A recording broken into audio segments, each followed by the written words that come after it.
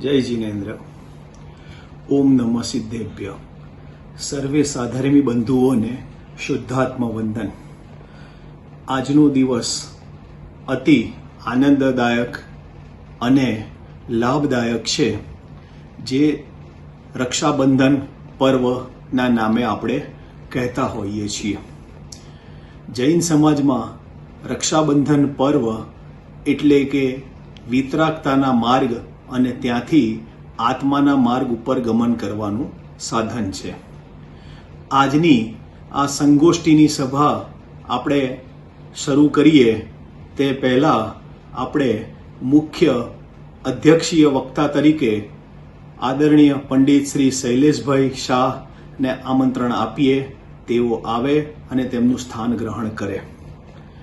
ત્યારબાદ અન્ય વક્તા સ્વરૂપે પ્રતીકભાઈ શાસ્ત્રી, રત્નેશભાઈ મહેતા, અભિષેક જૈન અને સોનુ જૈનને આપણે સભામાં આમંત્રણ આપીએ છીએ.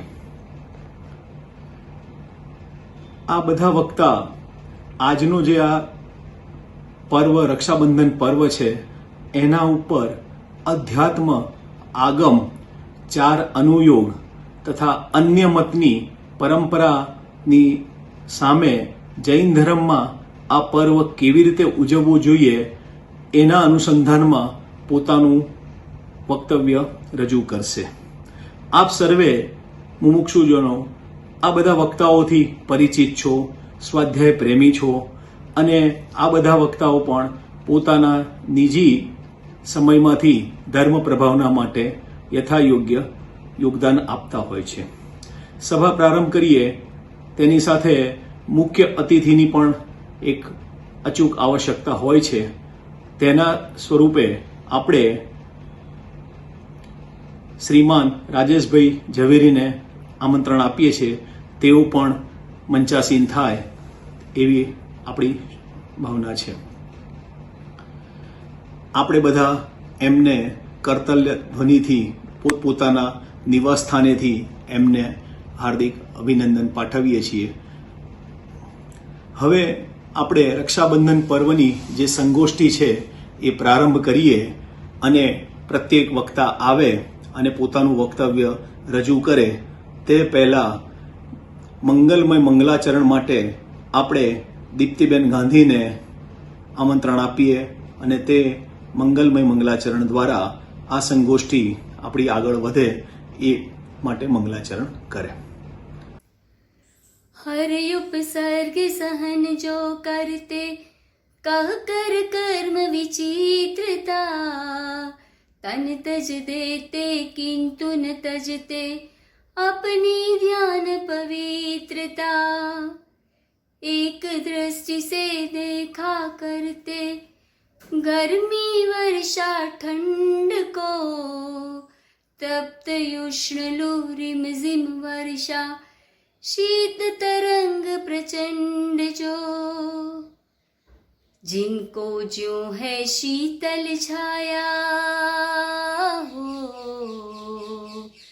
जिनको जो है शीतल छाया त्यों ही भीषण धाम है जग के उन सब मुनिराजों को मेरा नम्र प्रणाम है जग के उन सब मुनिराजों को मेरा नम्र प्रणाम है मेरा नम्र प्रणाम है मेरा नम्र प्रणाम है मेरा नम्र प्रणाम है मेरा नम्र प्रणाम है सिद्धों की श्रेणी में आने वाला जिनका नाम है जग के उन सब मुनिराजों को मेरा नम्र प्रणाम है मेरा नम्र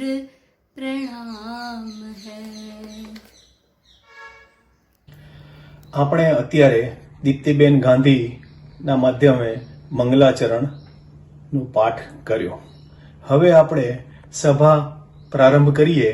સૌ પ્રથમ વક્તા રૂપે હું પ્રતીકભાઈ શાસ્ત્રીને હું આમંત્રણ આપું છું, તેઓ આવે અને તેમનું વક્તવ્ય રાખે. આજનો તેમનો વિષય છે રક્ષાબંધન પર્વ અને તેની પૌરાણિક પૃષ્ઠભૂમિ. જરા વિચાર કરીએ, પર્વ તો ચોથા કાળમાં પ્રારંભ થયેલો છે અને એ પર્વમાં અત્યાર સુધીમાં આપણે એમને વિતરાગતાની દ્રષ્ટિએ યાદ કરીએ છીએ, તો એવું શું મહત્વ છે તે પ્રતીકજી આવે અને એ એમના પૌરાણિક પૃષ્ઠભૂમિના માધ્યમથી સ્પષ્ટીકરણ આપે. પ્રતીકજી જયપુરથી ભણેલા શાસ્ત્રી વિદ્વાન છે. અમદાવાદમાં તેમનો નિજી વ્યવસાય છે અને યથાસમયે પોતે ધર્મ પ્રભાવના માટે પોતાનો સમય ફાળવે છે. આવે પ્રતીકભાઈ શાસ્ત્રી. सभी मंचासी और सभी आत्मार्थियों को मेरा सादर जय जी. आज के इस रक्षाबंधन पर्व पर गोष्ठी रखी गई है और इस गोष्ठी में मेरे विषय का केंद्र बिंदु है रक्षाबंधन पर्व पौराणिक पृष्ठभूमि. रक्षाबंधन के बारे में हम क्या जानते हैं? इतना ही कि एक बहन भाई को राखी बांधती है. क्यों? क्योंकि एक दूसरे की रक्षा कर सके. क्या हम एक दूसरे की रक्षा कर सकते हैं? हमारे जैन दर्शन में क्या कहा कि एक द्रव्य दूसरे द्रव्य का करते नहीं है. लेकिन बस हम इतना ही जानते कि एक बहन भाई को राखी बांधती है तो वो रक्षा करने के लिए, भाई बहन की रक्षा कर सके इसलिए वो राखी बांधती है. असल में रक्षाबंधन का मतलब है कि किसकी रक्षा हुई और किसका बंध हुआ. अकंपनाचार्य आदि 700 मुनिराजों की रक्षा हुई और बलि आदि 4 मंत्रियों को बंध हुआ, इसलिए रक्षाबंधन पर्व मनाने में आता है. अब वे कौन है हम इसके बारे में जानते हैं.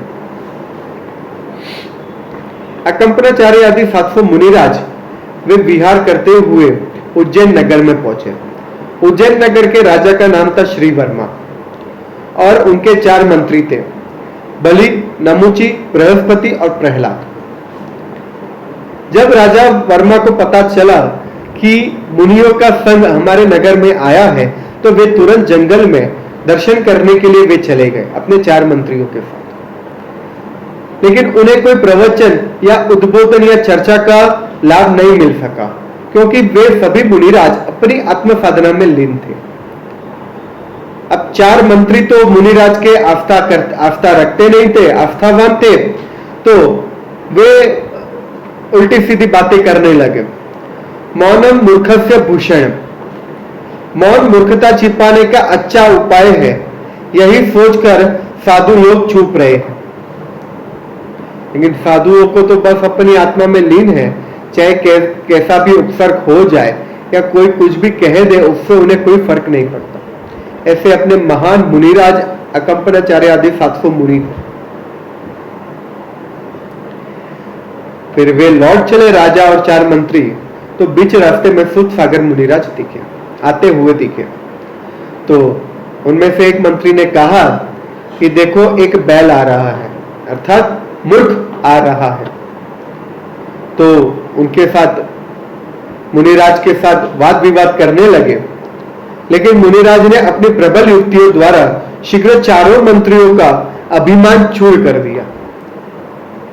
तो वे फिलहाल 4 मंत्री वहां से चुपचाप चले तो गए.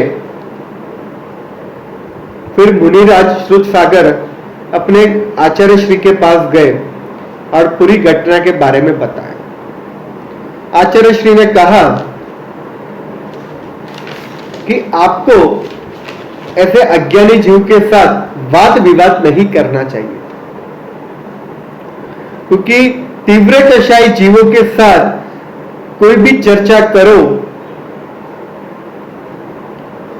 तो उन्हें क्रोध ही उत्पन्न होता है.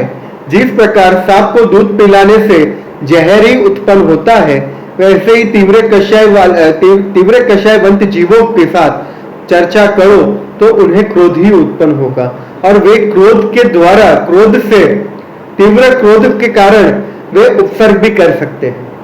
तो आपको प्रायश्चित करनी चाहिए. श्रुत सागर मुनिराज को ऐसा लगा कि भाई मुझे भी प्रायश्चित करना चाहिए, इसलिए वे आचार्य श्री के पास घटना के बारे में बताया. और उन्होंने ठीक वैसे ही प्रायश्चित किया। उसी जगह पर जाकर, जहां पर वाद विवाद हुआ था, उसी जगह पर जाकर वे आत्म साधना में लीन रहे। 4 मंत्रियों को तो क्रोध तो था ही। वे रात्रि में आए और तलवार के द्वारा, चारों तलवारों के द्वारा प्रहार करने लगे मुनिराज पर, लेकिन उनके हाथ वैसे के वैसे ही रह गए, कलित ही रह गए। फिर नगरवासियों को पता चला तो वे तुरंत आए और मुनिराजों की भक्ति करने लगे, और राजा ने वहां पर चारों मंत्रियों को देश निकाल कर दिया। फिर चारों मंत्री उज्जैन नगर को छोड़कर के हस्तिनापुर नगर में आए। वहां के राजा का नाम था पद्मराय, और उनके वहीं वे कार्य करने लगे। किसी कार्य से राजा पद्मराय खुश हुए और उन्होंने कहा कि मांगो, तुम्हें क्या चाहिए। चारों मंत्रियों ने कहा कि फिलहाल तो हमें कुछ नहीं चाहिए, उचित होने पर हम आपसे मांग लेंगे, उचित समय पर हम आपसे मांग लेंगे। एक दिन आचार्य अकंपना आदि 700 मुनिराजों का संग विहार करते हुए हस्तिनापुर नगर में पहुंचे, और चारों मंत्रियों को पता चला तो उन्होंने राजा से कहा कि 7 दिन के लिए हमें राज्य चाहिए, और राजा ने दे दिया। तब चारों मंत्रियों ने उन 700 मुनिराजों पर उपसर्ग किया, उनके चारों ओर फूल बरसा दिए और अग्नि का धुआं करने लगे। इस प्रकार से उपसर्ग करने लगे। जब विष्णु कुमार मुनि को पता चला तो उन्होंने उपसर्ग दूर करने की, उनके अंदर प्रभाव, वात्सल्य प्रभावना जागा, तो उन्होंने उपसर्ग दूर किया। अब वो कैसे किया, इसके बारे में जानते हैं।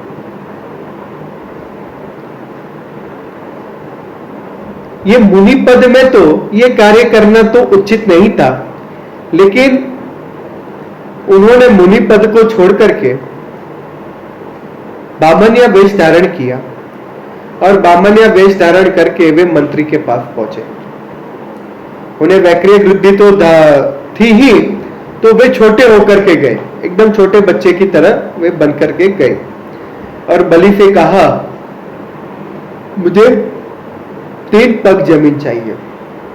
तो बलि ने दे दिया 3 पग जमीन,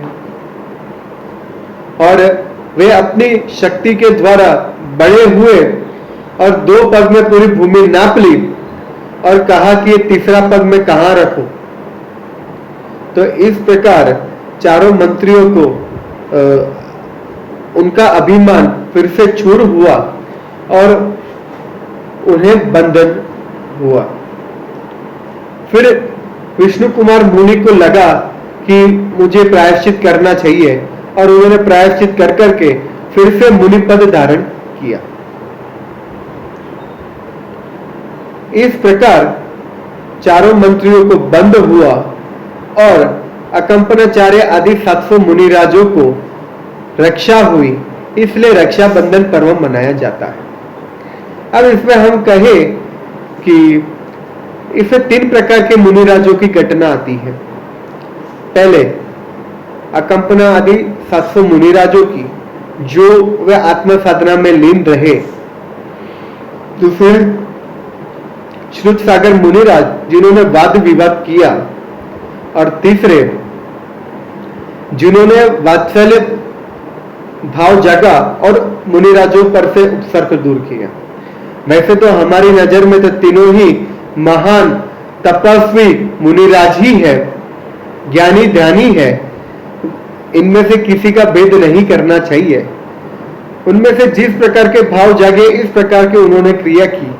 लेकिन मुनिराज तो अपने अकंपना आदि मुनिराज, अकंपनाचार्य आदि 700 मुनिराज तो अपनी आत्म साधना में लीन थे ही, और सभी मुनिराज रहते ही हैं। जो श्रुत सागर मुनिराज ने वाद विवाद किया, तो उन्हें भी पता चला कि ऐसे तीव्र कषय जीवों के साथ वाद विवाद करने का कोई फायदा नहीं है, बल्कि क्रोध ही उत्पन्न होगा। और इन्होंने भी विष्णु कुमार मुनि ने भी प्रायश्चित करके फिर से मुनि पद धारण किया। इनमें कोई छोटा बड़ा नहीं होता, वे सभी समान ही होता है। ऐसी ही कहानी हिंदू धर्म में भी मनाई जाती है। उनमें भी विष्णु भगवान को उपसर्ग दूर हुआ और हम भी यहाँ पे 700 मुनिराजों का उपसर्ग दूर किया। वहां पे भी कहानी में सिमिलर ही है, लेकिन वहां पे विष्णु भगवान के बारे में कहते हैं और यहाँ पे अपने यहाँ पे 700 मुनिराजों का उपसर्ग दूर करने की बात की है। कहने का मतलब यह है कि जैन धर्म और दोनों में समानता से ही कुछ बातें होती है, लेकिन दोनों में भेद न करते हुए जैन धर्म की बात करें तो ये 700 मुनिराजों की रक्षा ही हुई है, इसलिए रक्षाबंधन पर्व मनाया जाता है। एक आखिरी बात कहकर के अपनी बात को विराम लेता हूं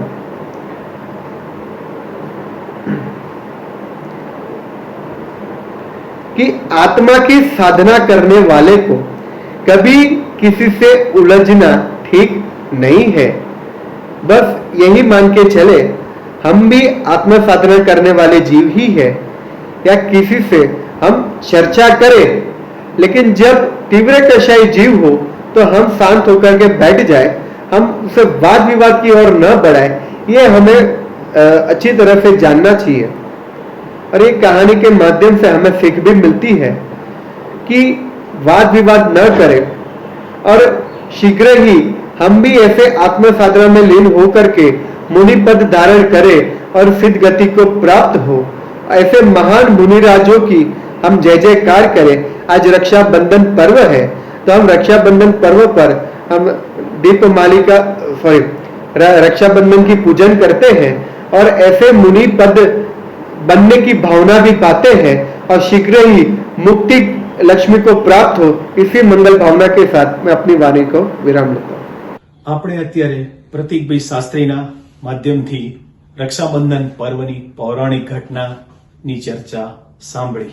આપણને બધાને આ ઘટના તથા આ પૂરો વિષય આદ્યોપાંત યાદ છે અને એને આપણે પ્રસંગોપાત સ્મરણ પણ કરતા હોઈએ છીએ, પણ ઘણી વખત એવો પણ વિચાર આવે છે કે શું આ ઘટના સત્ય હશે કે નહીં હોય।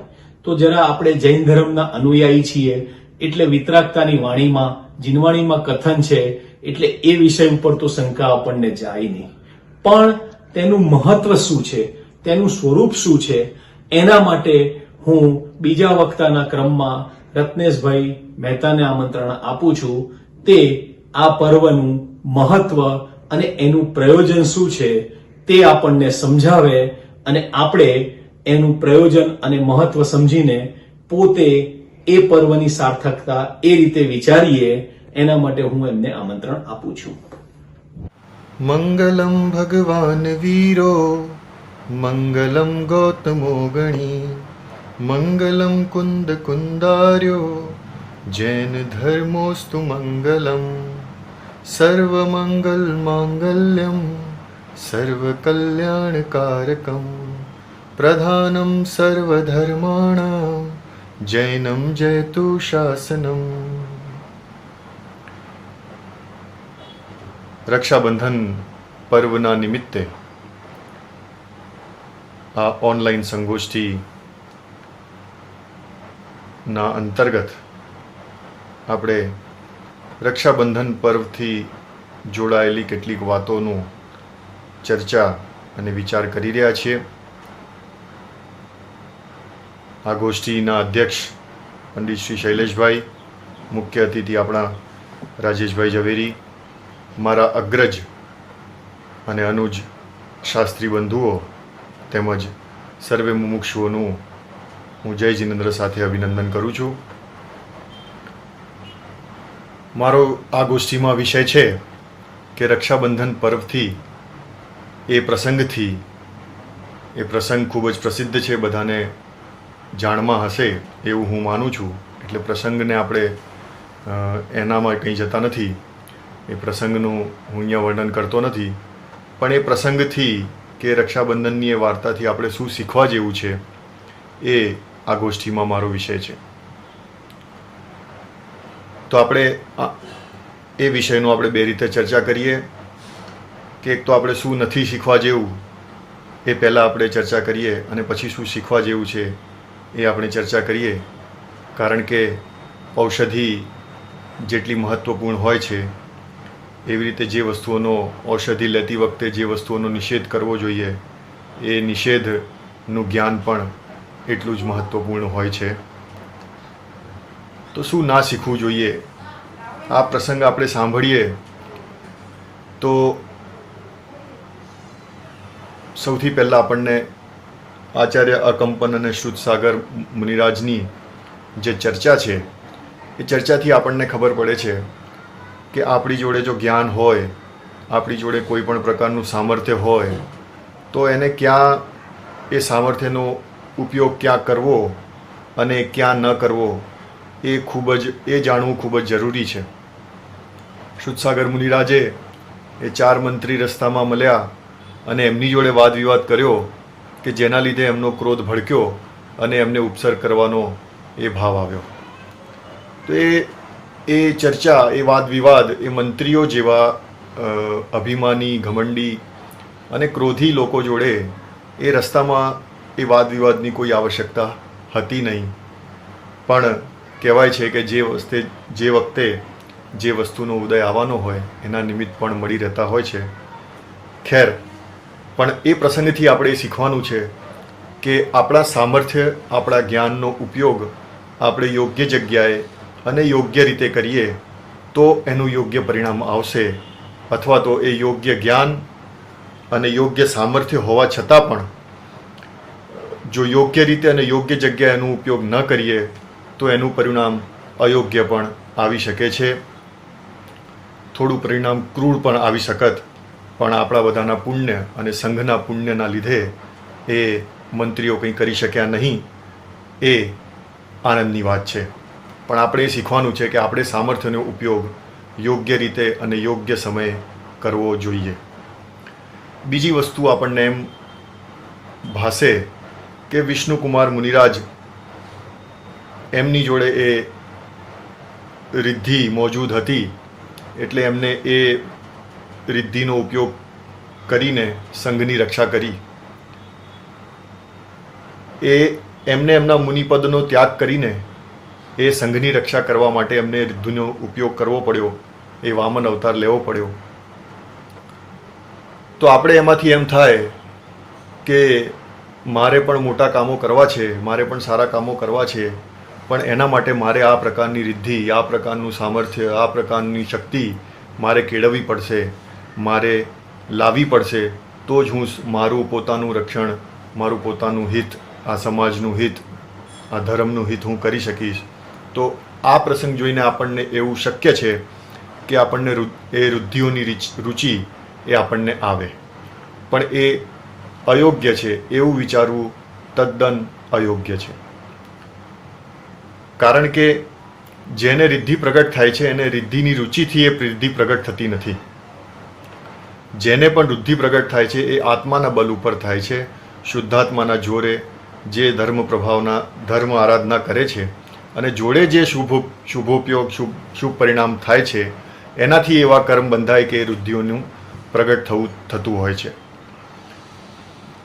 એ રુદ્ધિની રુચિથી આપણને રુદ્ધિ મળતી નથી. તો આપણને રુદ્ધિની રુચિ આવશે તો ધર્મની રુચિ નહીં આવે, ધર્મની રુચિ નહીં આવે તો આત્માની રુચિ નહીં આવે અને આપણે એ જે આપણું આ સંસાર ચક્ર છે એમાંથી એ છૂટી શકશું નહીં.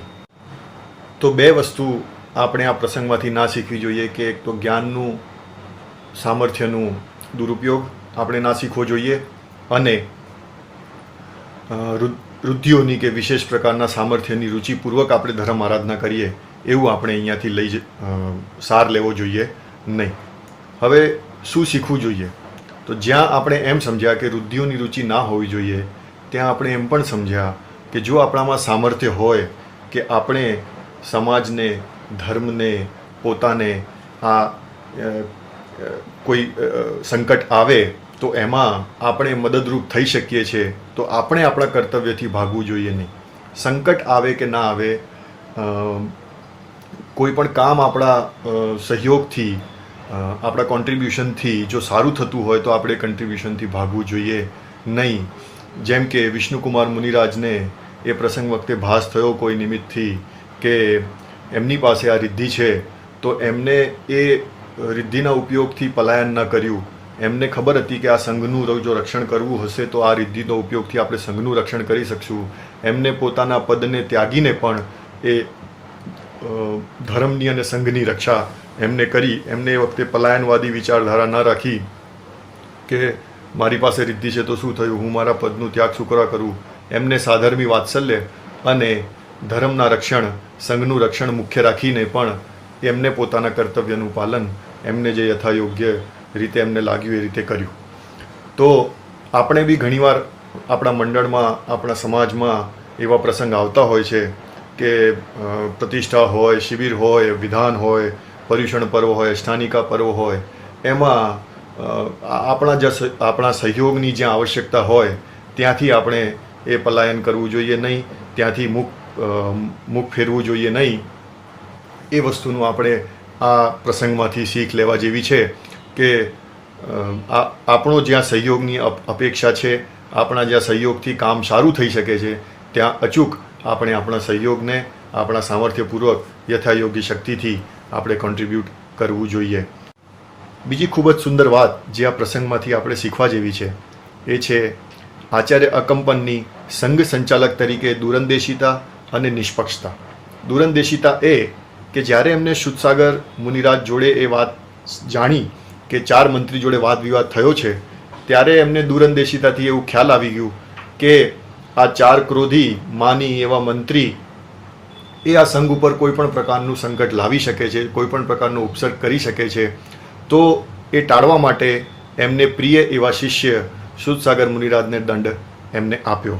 અને નિષ્પક્ષતા પણ એ કે શુદ્ધસાગર જેવી ઉપાધિ જે સંઘમાં જે મુનિરાજને આપી હોય આટલા જ્ઞાનોપાર્જન પછી, એ શુદ્ધસાગરને પણ જો એમનાથી કોઈ ચૂક થઈ હોય તો એમને પણ દંડ આપવાનું એ ચૂક્યા નહીં. તો એમને કીધું કે જ્યાં વાદ વિવાદ થયો તો એ જ જગ્યા ઉપર જઈને આખી રાત એમને એ ધ્યાન કરવાનું છે, આખી રાત ત્યાં વિતાવે. તો આવું દંડ એટલે આપણામાં પણ ક્યારે આપણું કોઈ કામનું નેતૃત્વ, કોઈ સામાજિક કામનું નેતૃત્વ, ધાર્મિક કામનું નેતૃત્વ આપણે લીધું હોય તો આપણામાં પણ એટલી દૂરંદેશિતા હોવી જોઈએ કે આપણે કોઈ એવા કામની મંજૂરી ના આપીએ જેનાથી ખોટી કુરીતિ કે ખોટો સંદેશ એ સમાજમાં ફેલાય. એવા ધ્યાન સાથે આપણે એ કામનું સંચાલન કરવું જોઈએ અને એ કામમાં પણ પ્રિય અપ્રિય એ પ્રકારની કોઈ પક્ષપાત રાખ્યા વગર નિષ્પક્ષતાથી જે વ્યક્તિનું જે યોગ્ય કાર્ય સંપાદન થયું હોય એ પ્રમાણે એને દંડ અથવા તો જે પુરસ્કાર આપવાનો હોય એ આપણે આપવાથી ચૂકવું જોઈએ નહીં. અને અંતમાં જે આ પ્રસંગ આપણને સૌથી મોટો સંદેશો આપે છે એ છે સાધર્મી વાત્સલ્યનો અને ધર્મ પ્રભાવનાનો. સૌથી મોટો સંબંધ જગતમાં એક જ છે, એ પુત્ર અને માતા પિતાનો નથી, એ પુત્રી અને માતા પિતાનો નથી, એ પતિ પત્નીનો નથી, એ ભાઈ બહેનનો નથી. એ સૌથી મોટો સંબંધ છે અને સૌથી પવિત્ર સંબંધ છે સાધર્મીનો. એ સાધર્મીના પ્રત્યે આપણે વાત્સલ્ય કદી ચૂકવું જોઈએ નહીં. કોઈ બી સાધર્મી કોઈ લૌકિક પરેશાનીમાં હોય અને આપણને એમ ભાન થાય કે આપણે એમાં મદદરૂપ થઈ શકીએ છીએ તો આપણે એ પોતાના કર્તવ્ય પાલનથી ચૂકવું જોઈએ નહીં. બીજું, આ ધર્મ પ્રભાવનાના માર્ગમાં, આ તત્વના માર્ગમાં કોઈ પણ અડચણ આવે, કોઈ પણ સંકટ આવે તો એ સંકટને ટાળવા માટે અને માર્ગને સુરક્ષિત રાખવા માટે આપણાથી બનતો હોય એવા પ્રયાસ આપણે હંમેશા કરવા જોઈએ. રક્ષાબંધનના પાવન પ્રસંગ ઉપર આપણે આ સુંદર પ્રેરણા લઈને, સાધર્મી વાત્સલ્યની સુંદર પ્રેરણા લઈને આપણે બધાએ એવી ભાવના ભાવી જોઈએ કે ધર્મની રક્ષા થાય અને સંસારનું બંધન છૂટે તો જ આ રક્ષાબંધન પર્વ સફળ થયો કહેવાશે. આવી સુંદર ભાવના સાથે હું મારી વાતને વિરામ આપું છું. જય જીનેન્દ્ર. આપણે બધા સાધર્મીઓએ અત્યારે રત્નેશજીના માધ્યમથી રક્ષાબંધન પર્વનું મહત્વ અને તેના સ્વરૂપ વિશે ચર્ચા સાંભળી અને વાસ્તવમાં આ પર્વ એક ઘટના છે છતાં પણ પોતાના જીવનમાં એ કેટલો ઉપયોગી છે તે તેમણે સમજાવ્યું. જરા વિચાર કરીએ કે આ પર્વનું આટલું ઊંડું મહત્વ છે, છતાં પણ શું આપણે એવો વિચાર કદી કરીએ છીએ? ના, નથી કરતા. તો પછી પર્વ ઉજવવાનું મહત્વ શું રહ્યું? હવે એના વિચાર માટે હું આગામી વક્તા તરીકે પંડિત શ્રી અભિષેકજી જૈનને આમંત્રણ કરું છું અને તે પોતે આ પર્વનું વક્તવ્ય રજૂ કરે. એમનો વિષય છે અન્ય મતમાં રક્ષાબંધનનું શું મહત્વ છે અને જૈન ધર્મમાં રક્ષાબંધનનું શું મહત્વ છે. ટોડરમલજીની ભાષામાં જરા વિચાર કરીએ તો અન્ય મતનું નિરાકરણ પણ જરૂરી છે. તો કેમ જરૂરી છે? તો અત્યારે આપણે જૈનોમાં, મુમુક્ષુઓમાં આટલું સમજ્યા પછી પણ આ પર્વને જૈન મત અનુસાર ઉજવતા નથી અને અન્ય મતના માધ્યમથી જ આપણે ઉજવીએ છીએ અને એનો આનંદ લઈએ છીએ. તો તે નિરંતર પાપબંધ અને આર્તરૌદ્ર ધ્યાનનું પરિણામ છે. તો તેને સમજાવવા માટે હું પંડિત શ્રી અભિષેકજીને આમંત્રણ આપું છું કે અન્ય મતમાં રક્ષાબંધનનું શું મહત્વ છે અને જૈન ધર્મમાં તેનું શું મહત્વ છે, બંનેનું તુલનાત્મક અધ્યયન કરી આપણને સદમાર્ગ આપે. નમઃ શ્રી વર્ધમાનાય નિર્ધૂત કલિલાત્મને શાલોકાનામ ત્રિલોકાનામ યદ વિદ્યાદર્પણાય તે. आदरणीय अध्यक्ष महोदय, विशिष्ट अतिथि महोदय, संचालक महोदय, साथी विद्वानगण और इस ऑनलाइन युग में लगातार जियो नेटवर्क की दुआओं से तत्व का श्रवण करने वाले सुधी श्रोताओं, आज की इस धर्म रक्षा और साधर्मी वात्सल्य का महान पर्व जो रक्षाबंधन है, उस पर्व में जो संगोष्ठी चल रही है, उस संगोष्ठी में सोनू जी भाई साहब ने मुझे विषय दिया है रक्षाबंधन पर्व से जुड़ी लोक मूढ़ताओं का निराकरण। मुझे पता नहीं इस वक्तव्य में मेरा क्रम कौन सा आएगा, लेकिन उम्मीद यह है कि मुझ तक आते आते आप लोग पर्व क्या है, पर्व का स्वरूप क्या है, रक्षाबंधन की कथा क्या है, अन्य अन्य मान्यताएं, सामान्य जानकारियों से आप भली भांति परिचित हो चुके होंगे। नहीं हुए होंगे तो आगे हो जाएंगे, कोई बड़ा मैटर नहीं। मैं अपने विषय पर आता हूं। तो सबसे पहले हम समझते हैं लोक मूढ़ता क्या है। लोक मूढ़ता के बारे में एक प्रसिद्ध श्लोक रत्नगण सावकाचार में 21वें नंबर का जो श्लोक है, स्वामी समुद्रभद्राचार्य कहते हैं, आपका सागर स्नान मुच्यते सिक्तास्मनम गिरिपातो अग्निपातश्चा लोकमूढ़म निगद्यते। कि अग्नि में स्नान करना, पेड़ से कूदना, बराबर, सागर में स्नान करना, नदियों में स्नान करना, ये जो भी तमाम काम, डुबकी लगाना, ये तमाम कार्य हैं, ये सारे कार्यों को धर्म मानना, ये लोक मूढ़ता का चिन्ह है। ध्यान रखिएगा, कभी भी लौकिक कार्य लोक मूढ़ता नहीं होते, लेकिन उन लौकिक कार्यों को का प्रयोजन समझे बिना उन्हें धर्म का मूलभूत अंग मान लेना लोक मूढ़ता है। अमूमन यही बात रक्षाबंधन पर्व के साथ में भी हो रही है। मैं कोशिश करता हूं कि मेरे वक्तव्य का पूरा होते होते आप दो चीज़ों से समझ जाएं कि रक्षाबंधन पर्व का एक्चुअल क्या महत्व है और रक्षाबंधन पर्व के संदर्भ में कौन कौन सी मूर्ताएं हमारे अंदर में आ गई हैं। ये दो चीज़ों को हम आज इसमें न्याय करने की कोशिश करेंगे। मैं यहाँ ये बताना चाहूँगा कि मेरे सामने दो प्रकार के मत आ जाते हैं। एक मत जो पुराना मत है, वो पुराना मत ये है मूर्ता वाला कि जो रक्षाबंधन पर्व को वास्तव में ऐसा मान लेता है कि रक्षा बांधने से किसी की रक्षा हो जाती है, बहन ने जो भाई की राखी बांधी उससे भाई की रक्षा हो जाएगी, और भाई ने अगर रक्षा बंधवा ली तो फिर वो बहन कितनी भी मुसीबत में हो, भाई भले 5 साल का क्यों ना हो, वो अपनी 15 साल की, 20 साल की बहन की रक्षा कर लेगा। तो भाई अहंकार से भर जाता है और बहन चमत्कार से भर जाती है। भाई कहता है मैंने राखी बंधाई है तो मैं तेरी रक्षा करूंगा। अब बहन कहती तुझे चड्डी पहनना भी मैंने सिखाया है, तू मेरी रक्षा क्या करेगा, है? तो बहन कहती मैंने तेरे हाथ में जो राखी का धागा बांधा है, ये राखी का धागा नहीं है, ये एक चमत्कारी रक्षा पोटली है जो तेरी रक्षा करेगा। तो एक चमत्कार के अहंकार में जी रही है और एक कर्तृत्व के अहंकार में जी रही है। ये दोनों ही मूर्ता है, और इसीलिए जब ये मूर्ता व्यक्ति के अंदर में आती है तो वो रक्षाबंधन को थोड़ा सा पर्व तांत्रिक मांत्रिक मतलब राखी बंधवाने का भी मुहूर्त बहु बना देते हैं, कि सीधा सीधा थोड़ी काम चलेगा, थोड़ा ज्योतिष का भी तड़का उसमें लगना चाहिए। तो वो राखी बंधवाने का मुहूर्त 1-2 साल पहले ग्रहण आया था, तो ग्रहण के दिन कई लोगों ने राखी नहीं बंधवाई। पॉइंट समझ? तो एक ये मान्यता हो रही है जो एक सामान्य लोक व्यवहार की प्रक्रिया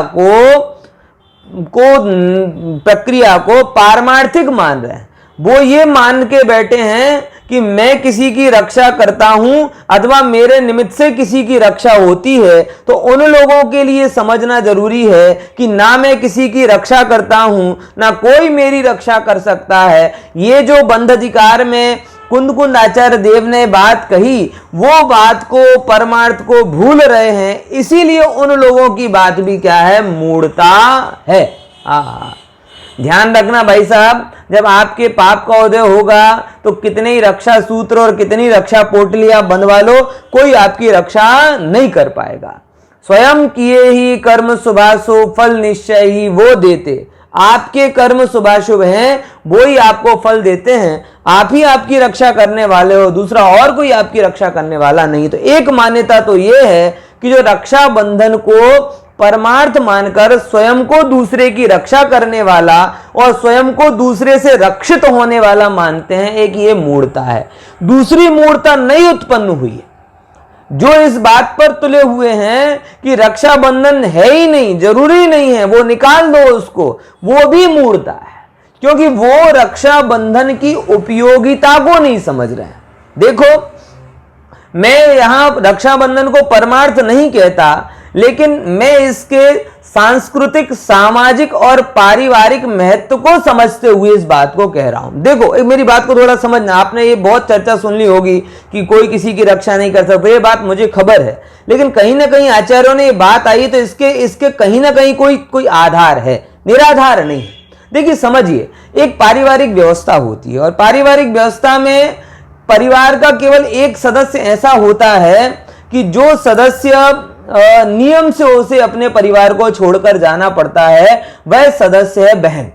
अब समस्या यह है कि उस बहन से मिलना हो या उस बहन को अन्य बहनों से मिलना हो, तो वो किस तरीके से, कोई निमित्त तो होना चाहिए है? तो इसीलिए एक हमारे पूर्वजों ने, इसका कोई धार्मिक आधार नहीं है, इसका कोई धार्मिक आधार नहीं है। बहन भाई को राखी बांधती है, भाई बहन से राखी बंधवाता है, इसको अपन आगे लेंगे, मूर्ता में भी आएगा ये, लेकिन तो भी आज की प्रचलित परंपरा के आधार से मैं बात कह रहा हूं कि इसका कोई धार्मिक आधार नहीं है कि बहन भाई की रक्षा करता है या भाई बहन से राखी जो भी बंधवाती है। परंतु घर की व्यवस्था ऐसी है कि 4 बहनों की शादी हो गई, वो अलग अलग बड़े बड़े शहरों में चली गई, तो भाई, माता, पिता ये और सब तो मिल जाते हैं, लेकिन बहन कब मिले, तो सारी की सारी बहनें एक साथ मिल सकें और सारे के सारे भाई एक साथ मिल सकें, इसके लिए पारिवारिक मूल्यों को दृढ़ करने के लिए हमारे पूर्वजों ने ये परंपरा रखी कि रक्षाबंधन के निमित्त से सब बहन भाई इकट्ठे रहें। ध्यान रखना भाई, मैं इस बात को बड़ी गंभीरता के साथ में कहना चाहता हूं आप लोगों से, ऐसा ना हो कि रक्षाबंधन में ये एक तो मेरे पास मैसेज आया कि मुझे रक्षाबंधन पर्व में बनाना ही मिथ्यात्व है। देखो भैया, रक्षाबंधन लौकिक पर्व है, धार्मिक पर्व का जो महत्व है उसकी बात हम अभी कर रहे हैं कि वो आपने कथा में सुनी होगी कि वो वात्सल्य का पर्व है, स्थितिकरण का पर्व है, तो एक्चुअल उसका धार्मिक मूल्य वही है, लेकिन सांस्कृतिक मूल्य आज जहां सारी तरफ फ्रेंडशिप डे ना वैलेंटाइन डे जैसे अश्लील और गैर सांस्कृतिक पर्वों का प्रचलन बढ़ रहा है, मुझे आपत्ति इस बात पर आई कि जिन व्यक्ति ने मुझे मैसेज किया कि रक्षाबंधन मिथ्यात्व है, उनका आज तक एक मैसेज ये नहीं आया कि 31 जनवरी मनाना मिथ्यात्व है, फ्रेंडशिप डे मनाना मिथ्यात्व है, वैलेंटाइन डे मनाना मिथ्यात्व। उसके तो सपोर्ट में मैसेज करें, और रक्षाबंधन जैसा सात्विक पर्व जिसमें ना तो उत्तरायण के जैसे पतंगबाजी है जिसमें पशु पक्षियों की हिंसा हो, ना दिवाली के जैसी आतिशबाजी है जिसमें छोटे छोटे जीवों की हिंसा हो, ना होली के जैसा क्या कहते हैं रंग गुलाल है जिसमें अश्लीलता का सेवन हो। एक निर्दोष पर्व जिसमें कोई भी क्या कहते हैं धर्म विरुद्ध कार्य नहीं होता, उस कार्य के उस पर्व का विरोध करके उस पर्व को अपने घर से खत्म करके प्राप्त क्या होगा? पॉइंट समझ में आया? सम्यक दर्शन हो रहा हो तो कोई दिक्कत नहीं। कोई कहते नहीं साहब ये तो क्या कहते धर्म का पर्व नहीं, तो बात सही है। पूर्ण रूप से धर्म का जीवन तो मुनिराज व्यतीत करते हैं और मुनिराज सिविल डेड हैं, यानी उनका कोई सामाजिक जीवन नहीं है, उनका कोई पारिवारिक जीवन नहीं है, वो किसी संस्कृति की वो विरासत को आगे नहीं लेके जाते, तो उनके लिए बात 100% सही है। परंतु जो श्रावक है, जो पारिवारिक सामाजिक और सांस्कृतिक जीवन जी रहा है, तो उसके जीवन में सात्विकता का संचार हो, ऐसे पर्व उत्साहों का स्थान देना पड़ेगा। पारिवारिक मूल्य प्रबल हो, इसके लिए भाई बहन मिले चर्चा करें, ये स्थान हमें देना पड़ेगा। कहीं ऐसा ना हो कि इन सब चीजों का खंडन करते करते हम अपने अपनों से ही दूर हो जाएं। और ध्यान रखना, मुमुक्षु भाई बहन आपस में दूर हो गए तो सलाह के लिए, सहायता के लिए किसके पास जाएगा? पांच इंद्रिय के विषय सेवन करने वालों पर, सप्तव्यसनियों के पास। और उन सप्तव्यसनियों के पास होगा क्या जो सलाह देगा? इसीलिए अगर इन पर्व के माध्यम से, सामान्य लोक व्यवहार के माध्यम से भाई बहन के रिश्तों में ताजगी आती है, तो उस चीज को सर्वथा मिथ्यात्व कहना ये मूढ़ता है। ध्यान रखना, क्या कह रहा हूं मैं? सर्वथा मिथ्यात्व कहना मूढ़ता है। हाँ, इसको परमार्थ कह दो तो मूढ़ता है, लेकिन सांस्कृतिक जीवन से भी इसको निकाल दोगे तो भी मेरी दृष्टि में वो मूढ़ता है, क्योंकि उपयोगिता का विचार किए बिना खंडन करना ही मूढ़ता होती है। बात समझ में आई कि नहीं आई? बातें बहुत सारी कहनी है, लेकिन इतना भी समय अपने पास में नहीं।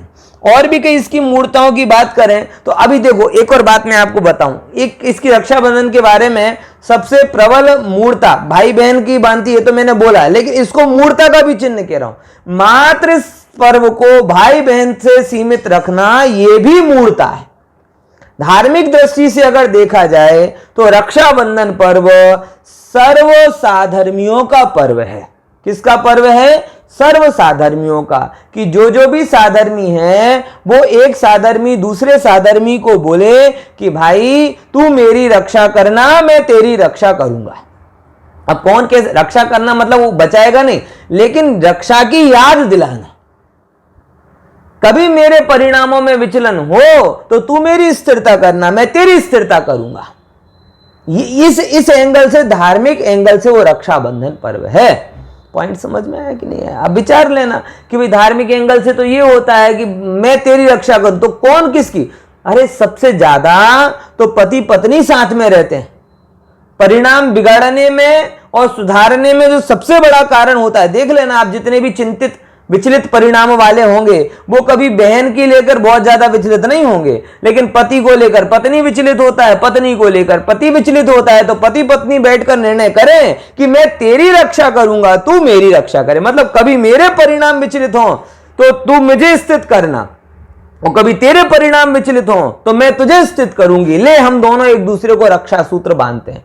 तो मतलब मैं ये कहना चाह रहा हूं कि रक्षाबंधन जैसे पवित्र पर्व को मात्र भाई बहन तक सीमित कर देना वो भी मूढ़ता है। सभी साधर्मियों के लिए पर्व है। अच्छा, सांस्कृतिक एंगल से देखा जाए तो जैन परंपरा में तो साधर्मी है, हिंदू परंपरा में भी मैंने थोड़ी अध्ययन किया तो हिंदू परंपरा में भी अलग अलग उदाहरण मिलते हैं जहां से सिद्ध होता है कि पति ने पत्नी को राखी बांधी। इंद्र और सची का प्रकरण आता है कि इंद्र जब वृत्तासुर से लड़ने के लिए जा रहा था तो उसकी इंद्राणी सची ने उसे रक्षा सूत्र बांधा था, यानी पत्नी ने पति को रक्षा सूत्र बांधा। आप वो पढ़ते होंगे, कुंता अभिमन्यु ने बांधे अमर राखड़ी रे, गुजराती गरबा गीत है कि कुंती ने अभिमन्यु को राखी बांधी। समझ में आया? एक आता है महाभारत का प्रसंग जिसमें द्रौपदी ने कृष्ण को राखी बांधी। तो ये द्रौपदी और कृष्ण का संबंध मित्रता का था, भाई बहन का नहीं था। यानी मित्र मित्र को भी राखी बांध सकता है, पति पत्नी को भी रक्षा सूत्र बांध सकता है, माता पिता को भी, पिता माता को भी। ओ हो, ये सब एक दूसरे को राखी, मतलब कहने का तात्पर्य यह है कि इसे मात्र भाई बहन तक सीमित नहीं कीजिए। ये एक बहुत पवित्र पर्व है, स्थितिकरण का पर्व है, वात्सल्य का पर्व है, रक्षा का पर्व है। 3 शब्द मैंने आपको बोले।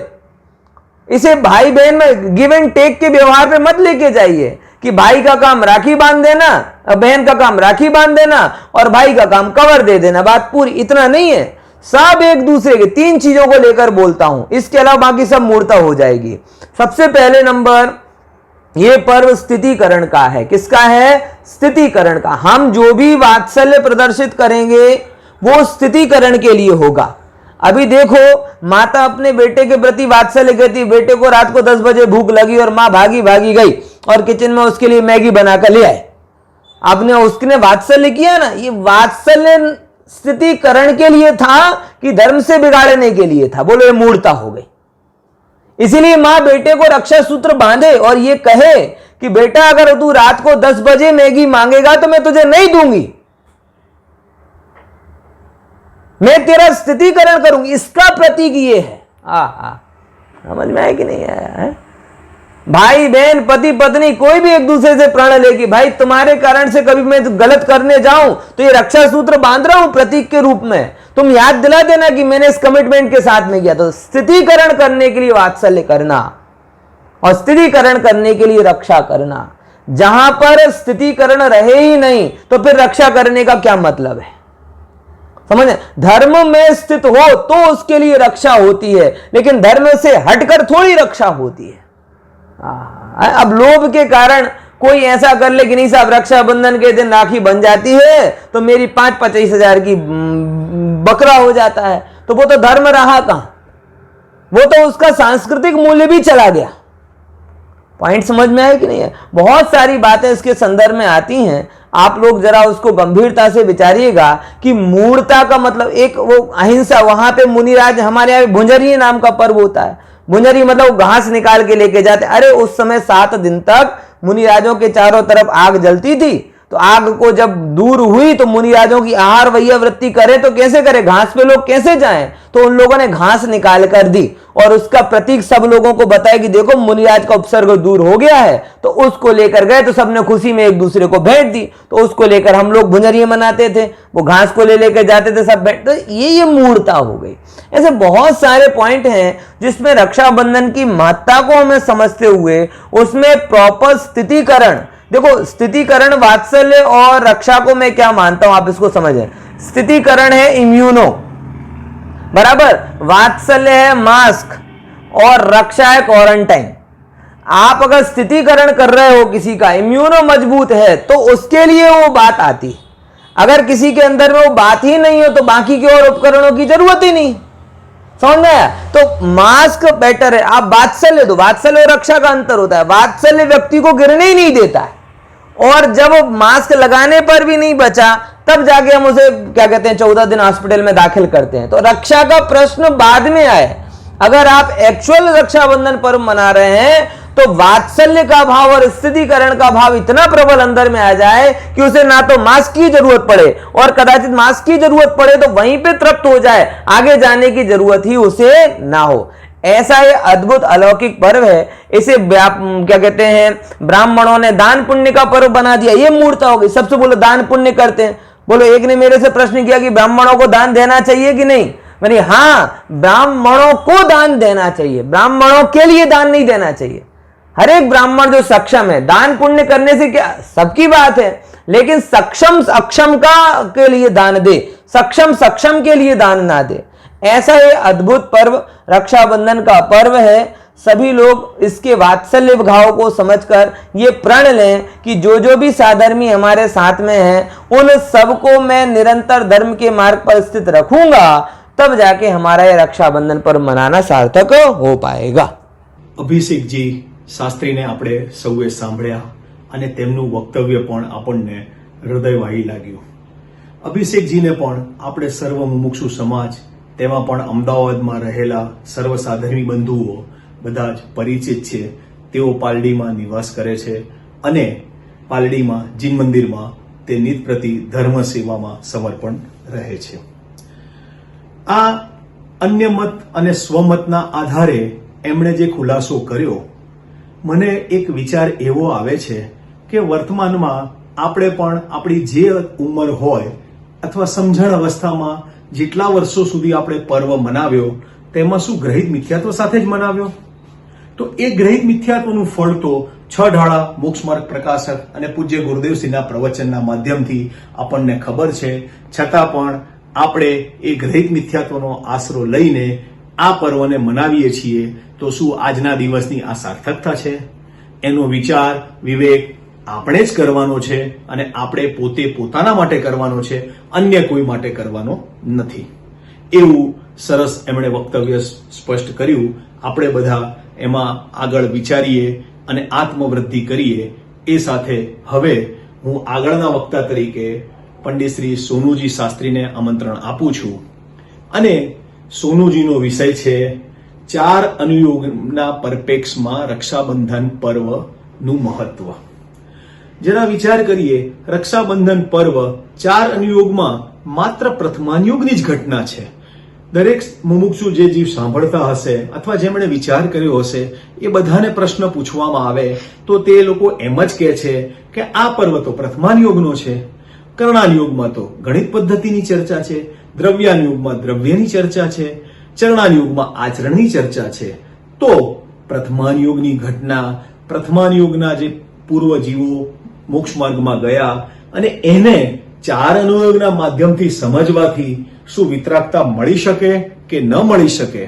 આપણને બધાને સાંભળેલું તો છે, પણ આ ઘટનાના પરિપ્રેક્ષમાં 4 અનુયોગમાં આ પર્વ કેવી રીતે આવે એનું મહત્વ સમજાવવા હું સોનુજી શાસ્ત્રીને આમંત્રણ આપું છું. जय श्री ओम नमः सिद्धेभ्य। रक्षाबंधन पर्व के पावन अवसर पर श्री महावीर जिनालय द्वारा आयोजित इस संगोष्ठी के माध्यम से अनेक साधर्मी जन तीर्थंकर मुनि सुब्रतनाथ भगवान के समय हुई एक अद्भुत घटना का परिचय प्राप्त कर रहे हैं। इस संगोष्ठी के अध्यक्ष आदरणीय पंडित शैलेश भाई जी, संयोजक पंडित ऋषभ जी शास्त्री और मेरे साथी वक्तागण पंडित रत्नेश जी, पंडित अभिषेक जी और पंडित प्रतीक जी शास्त्री और सभी साधर्मी जनों को मेरा सादर जय जिनेन्द्र। इस घटना को मैं 4 अनुयोगों की दृष्टि से आपके समक्ष प्रस्तुत करना चाहता हूँ। 4 अनुयोगों की दृष्टि से इस घटना को देखने की क्या आवश्यकता है, ये इस चर्चा के माध्यम से हम समझ पाएंगे। आप सभी ने मोक्ष मार्ग प्रकाशक ग्रंथ का 8वां अध्याय पढ़ा होगा। उसमें पंडित टोडरमल जी ने मुनि विष्णु कुमार की कथा का 2-3 पंक्तियों में उल्लेख किया। वहाँ वो कहते हैं कि मुनि विष्णु कुमार वात्सल्य अंग में प्रसिद्ध हुए, उनके वात्सल्य की प्रशंसा की गई, लेकिन वो मुनि पद जो उच्च पद था उसको छोड़ करके और गृहस्थ भूमिका में आकर के 700 मुनिराजों का उपसर्ग दूर किया। तो ऊंची भूमिका छोड़ करके निचली भूमिका में आना ये अनुचित है, उचित नहीं है। इन शब्दों का प्रयोग पंडित जी साहब ने किया। तो निश्चित रूप से प्रथमानुयोग की अनेक घटनाएं ऐसी हैं जिनको हमें 4 अनुयोगों के संदर्भ में देखने की आवश्यकता है, जिससे हमारे जीवन में अनेक प्रकार की जो भ्रांतियां होती हैं धार्मिक कथाओं को लेकर के, वो निश्चित रूप से दूर होंगी। कोई ऐसा कहे कि मुनि पद नहीं छोड़ना चाहिए था, गृहस्थ नहीं बनना चाहिए था।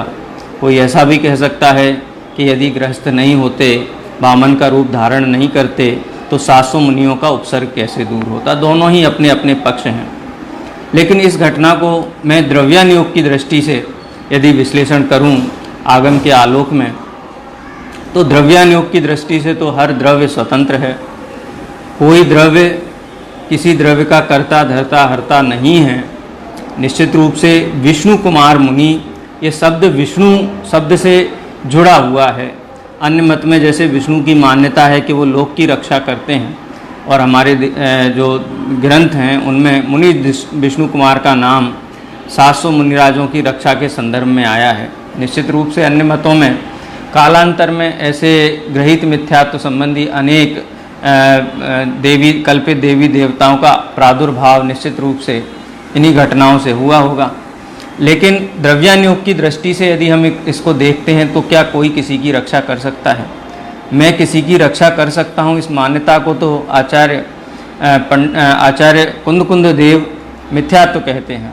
लेकिन गृहस्थ की भूमिका में अथवा सांसारिक भूमिका में तीव्र राग के उदय से इस प्रकार के क्रियाकलाप जीवन में देखे जाते हैं।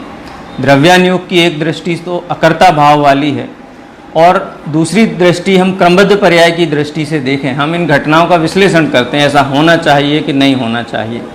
लेकिन हम ये विचार करें कि कोई भी घटना हुई है वो होने योग्य थी इसलिए हुई, वो नहीं होनी चाहिए थे या होनी चाहिए थी, ये सारे के सारे विकल्प तो व्यर्थ हैं।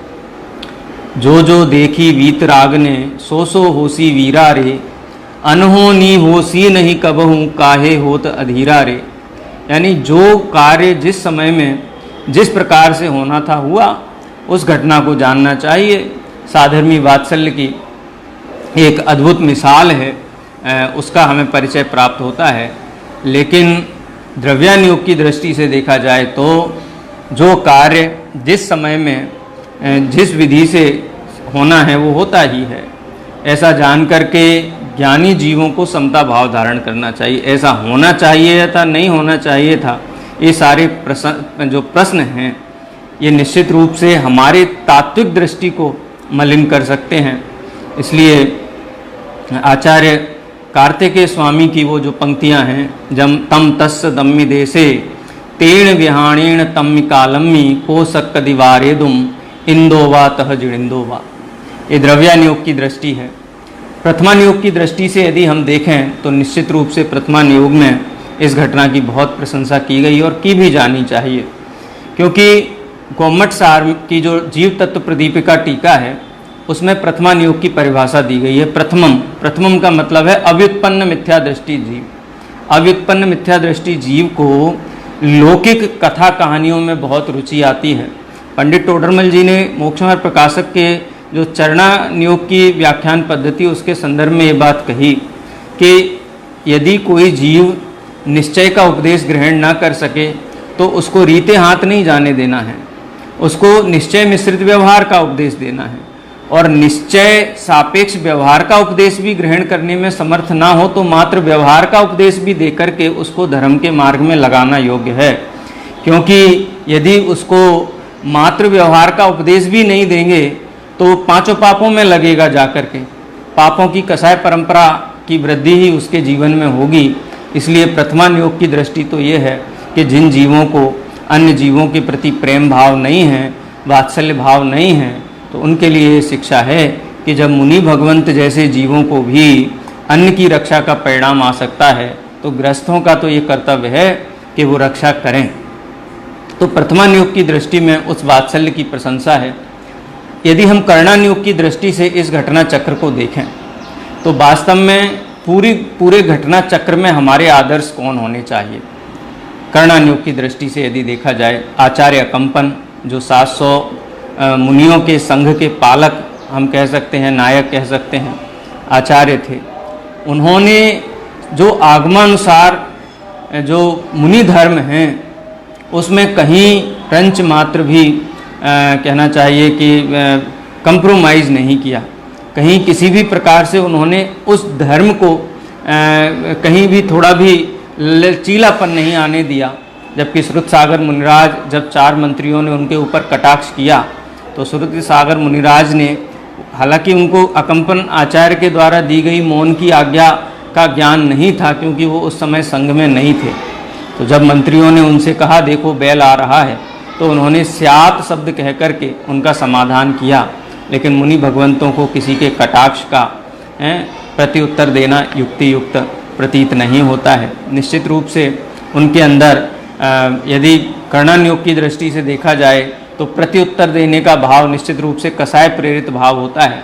हो सकता है संजुलन कसाय के तीव्र उदय के कारण इस प्रकार का घटना चक्र हुआ हो, या क्षयोपम सम्यक दृष्टि जीव हैं तो गुण स्थान अंतर मुहूर्त आदि काल के लिए पतित भी हो सकता है, लेकिन छठे सातवें गुणस्थान वर्ती मुनि भगवंतों को किसी से उलझने का परिणाम आता ही नहीं है। ये हम इस घटना से समझ सकते हैं। यदि विष्णु कुमार मुनि के घटना चक्र को हम देखें तो मुनि विष्णु कुमार को स्वयं ऐसा भाव नहीं आया, उनके पास रिद्धि थी, रिद्धि प्रकट होते हुए भी कभी उनका लक्ष्य नहीं गया उसकी तरफ। जब उनके गुरु आचार्य सगर दत्त मुनि ने संदेशा भेजा कि एक क्षुल्लक जी के हाथों से कि इस प्रकार से हस्तिनापुर नगरी में 700 मुनियों के ऊपर उपसर्ग हुआ है, तो ये सूचना विष्णु कुमार मुनि को दी जाए। ये सूचना जब उन्होंने सुनी और उनको रक्षा का भाव आया, रक्षा का किस प्रकार की रक्षा का भाव कि निश्चित रूप से उस जाति का भाव छठे सातवें गुणस्थानवर्ती मुनि भगवंतों को नहीं आ सकता है। कर्णानियोग की दृष्टि से कसाई की ऐसी जाति नहीं होती है कि वन में यदि कोई सिंह किसी निरीह प्राणी के पीछे अगर दौड़ लगा रहा हो तो मुनि भगवंत उसकी रक्षा के लिए नहीं जाते हैं, क्योंकि वो तत्व के गहन उपासक होते हैं और सर्वज्ञता का उनको बहुत प्रगाढ़ श्रद्धान होता है। उस जाति की कसाय भाव ना होने से उनको हस्तक्षेप का भाव नहीं आता है। लेकिन जिस समय विष्णु कुमार मुनि को भाव आया तो निश्चित रूप से वो छठे सातवें गुणस्थानवर्ती तो उसी समय नहीं रहे होंगे, और गुरु की आज्ञा समझ करके उन्होंने ये स्वेच्छा से नहीं लिया, क्योंकि कोई भी मुनि दीक्षा छेद गुरु की आज्ञा से ही करते हैं। तो सगरदत्त मुनि का आदेश भी था या उनका अभिप्राय इस जाति का था। तो विष्णु कुमार मुनि के अंतरंग यदि देखा जाए तो छठे सातवें गुणस्थानवर्ती जो परिणाम होते हैं वो नहीं होंगे, पांचवें गुणस्थानवर्ती भी हो सकते हैं। और अगर स्थूल रूप से विवक्षा से देखा जाए तो चतुर्थ गुणस्थानवर्ती जीव को इस जाति के स्वांग आदि धारण करके और रक्षा के भाव आते हैं, लेकिन अनेक जीवों की रक्षा का भाव था और उनको उस जाति का परिणाम आया, और वो तो ज्ञानी जीव थे तो भी उनके जीवन में ऐसा परिणाम आया। तो उस परिणाम की निंदा प्रशंसा करने की बात नहीं है, लेकिन कर्णानियोग की दृष्टि से देखा जाए तो छठे सातवें गुणस्थानवर्ती मुनिराज को इस प्रकार का स्वांग धारण करके किसी की रक्षा का परिणाम नहीं आ सकता है। रिद्धि के प्रयोग का भाव ही छठे गुणस्थानवर्ती मुनिराज को नहीं आ सकता है, तो उनका गुणस्थान निश्चित रूप से नीचे आया होगा।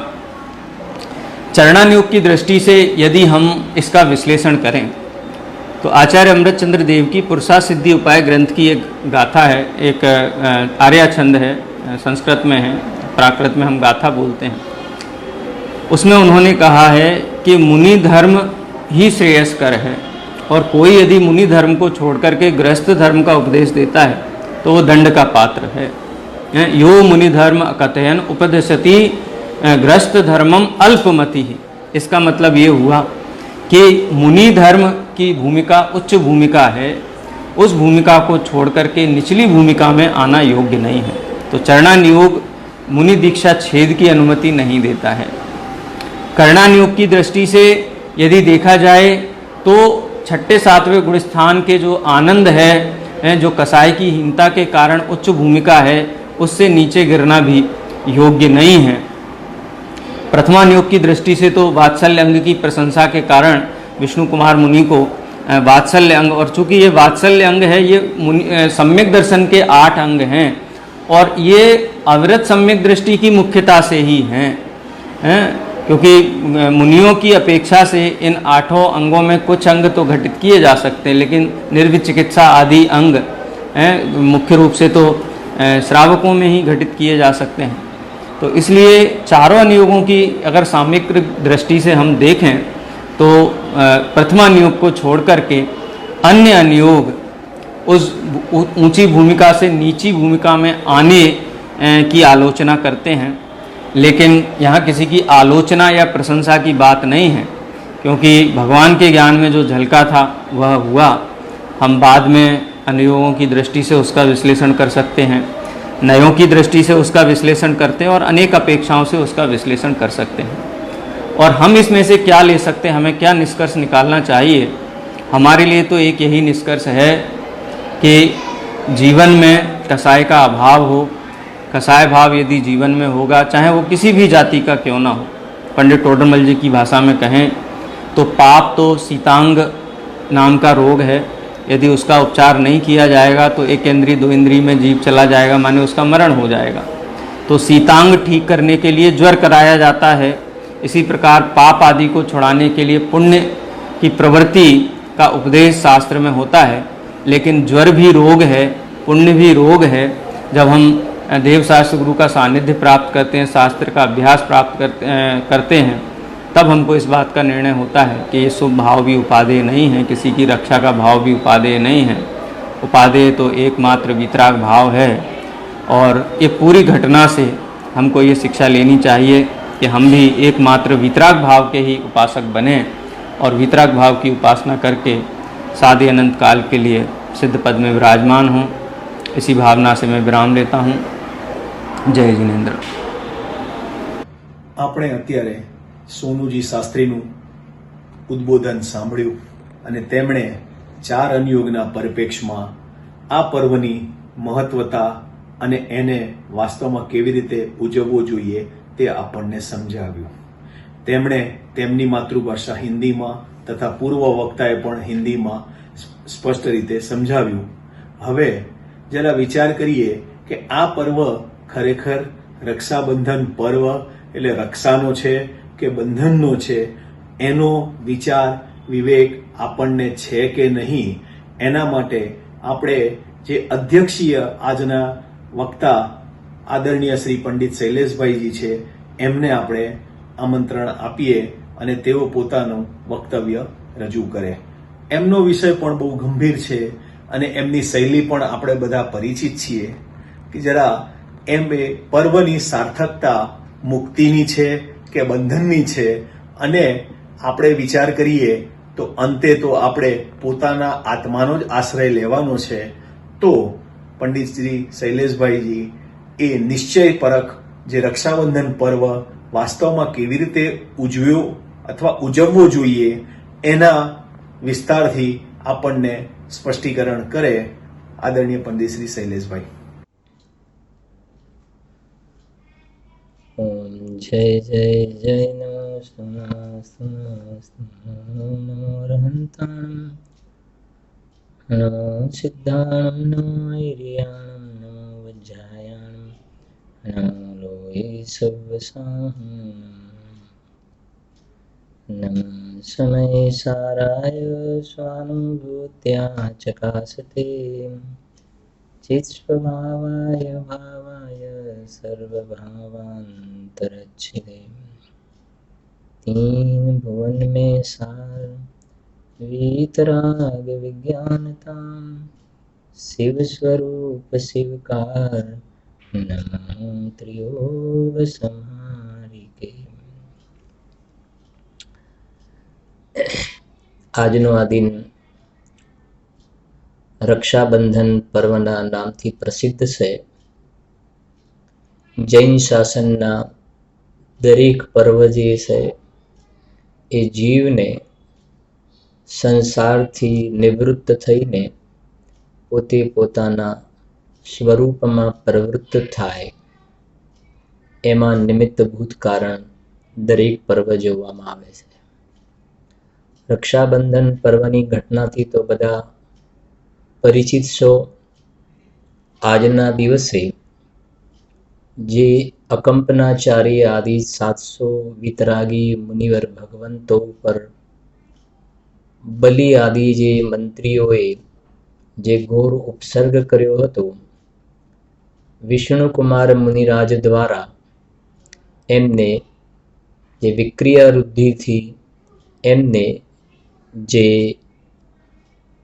બટુકનું સ્વરૂપ ધારણ કરી અને અકંપનાચાર્યાદી 700 મુનિરાજ ઉપર જે ઉપસર્ગ હતો એના નિવારણમાં એ નિમિત્તભૂત કારણ બન્યા. એ ઘટનાના કારણે આ અકંપનાચાર્યાદી 700 મુનિરાજની રક્ષા થઈ અને બંધનમાંથી મુક્ત થયા. એની સાથેનું સંબંધિત આ પર્વ છે. એમાં આજની આ ગોષ્ઠીની અંદર આપણે થોડીકથી ચર્ચા કરીશું એ પૂજ્ય ગુરુદેવશ્રીએ દરેક અનુયોગની અંદર એ અનુયોગને પૂરો ન્યાય આપીને સાથે દ્રષ્ટિ પ્રધાન શૈલીથી નિશ્ચયની પ્રધાનતાનું શું સ્વરૂપ હોય છે એ સંબંધીની પદ્ધતિથી સ્વાધ્યાય કરવાની પણ આપણને એક કલા શીખવેલી છે. તો એમાં આ રક્ષાબંધન પર્વની અંદર જે રક્ષા શબ્દ આવ્યો છે, રક્ષા, તો એનો આપણે થોડોક વિચાર કરીશું કે વાસ્તવમાં જોવામાં આવે, ખરેખર જોવામાં આવે તો રક્ષાનું રિયલમાં સ્વરૂપ શું છે એ ચર્ચા કરતા પહેલા જે આ વ્યવહારની ચર્ચા જે છે કે વિષ્ણુકુમાર મુનિરાજે અકંપનાચાર્ય આદિ 700 મુનિરાજની રક્ષા કરી. તો ખરેખર જોવામાં આવે તો એ તો વ્યવહારનું કથન છે, અસદભૂત વ્યવહારનું કથન છે, બાહ્ય નિમિત્તની પ્રધાનતાથી કથન છે. મોક્ષ માર્ગ પ્રકાશક, ત્રીજો અધિકાર, બીજો અધિકાર જોશો તમને ખ્યાલ આવશે. વિષ્ણુકુમાર મુનિરાજે અકંપનાચાર્ય આદિ 700 મુનિરાજની રક્ષા કરીએ તો બાહ્ય નિમિત્ત પ્રધાન કથન છે. અંતરંગ નિમિત્ત તરફથી જોવામાં આવે તો અકંપનાચાર્ય આદિ 700 મુનિરાજના આયુ કર્મનો ઉદય હતો. એ અંતરંગ નિમિત્ત અને ઉપાદાન કારણમાં જોવામાં આવે તો અકંપનાચાર્ય આદિ 700 મુનિરાજને એ પર્યાયમાં રહેવાની ઉપાદાનની યોગ્યતા હતી. વસ્તુ સ્થિતિ આવી છે.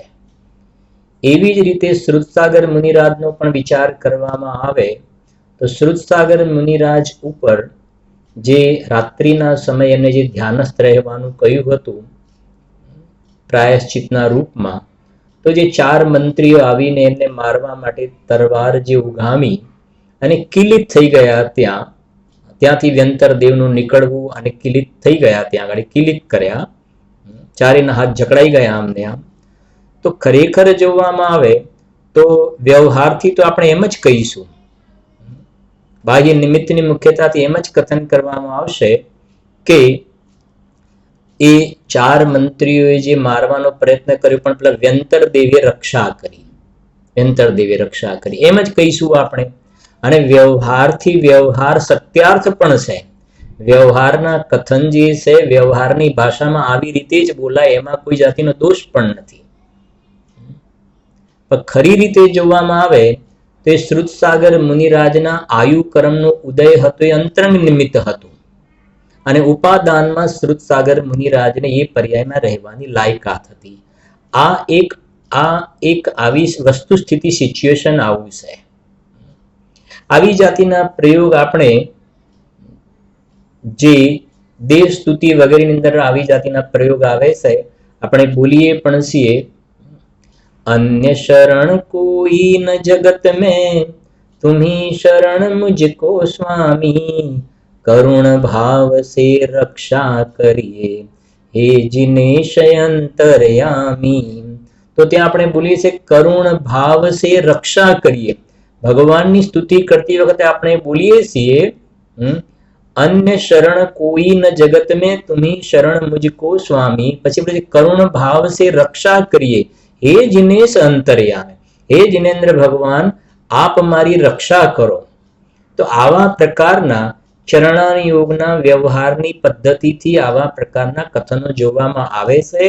એની અંદર કોઈ દોષ નથી, પણ આપણે એને નિશ્ચય વ્યવહારની શું શૈલી છે અને જે ગુરુદેવશ્રીએ આપણા ઉપર ઉપકાર કરીને પદ્ધતિ સમજાવી છે એ પોઈન્ટ ઓફ વ્યૂ આપણે સ્વાધ્યાય કરીશું. તો કોઈ જગ્યાએ આપણને ગ્રહિત મિથ્યાત્વનું પોષણ નહીં થાય, બલકે ગ્રહિત તો છોડો, અગ્રહિત તૂટીને સમ્યક્ત્વની પ્રાપ્તિમાં નિમિત્તભૂત કારણ બનશે.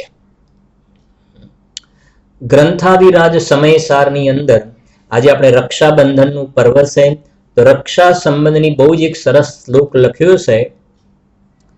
નિર્જરા અધિકારમાં અંતમાં જે સમ્યક દ્રષ્ટિ જીવને 7 પ્રકારના જે ભય હોતા નથી, એની અંદર ભયના નામ તો બધાને ખ્યાલ છે, આલોક ભય, પરલોક ભય, મરણ ભય, વેદના ભય, અરક્ષા ભય, અગુપ્તિ ભય, અકસ્માત ભય.